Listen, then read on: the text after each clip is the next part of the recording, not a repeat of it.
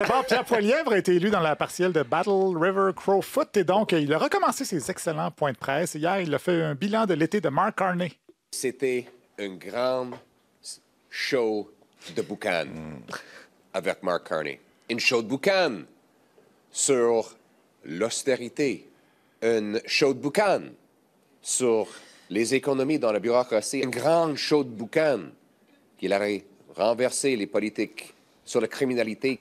Une show de boucan sur l'immigration. Un grand show de boucan sur la construction.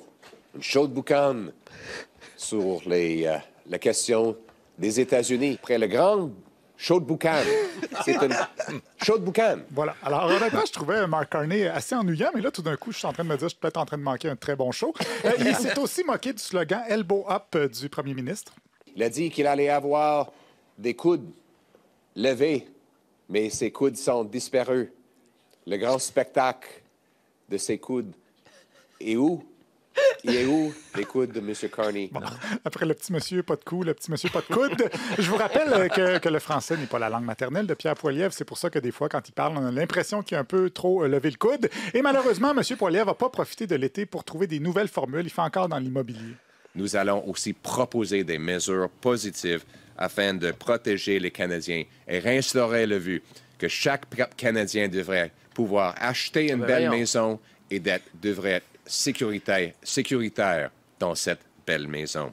Et ma suggestion pour M. Carney, volez mes idées. Oui, si tout le monde promettait des belles maisons, imaginez comment on aurait un beau pays. Et d'ailleurs, ça revient souvent, le vol d'idées chez les politiciens dernièrement. Éric Duhaime aussi aimerait ça qu'on lui vole ses idées.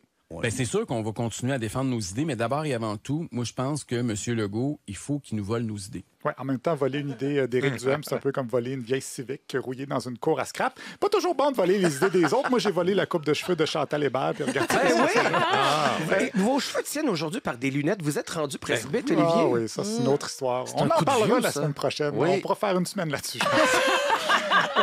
Soraya Martinez-Ferrada, candidate à la mairie de Montréal, elle a un autre point de vue sur le fait que Projet Montréal lui emprunte ses idées.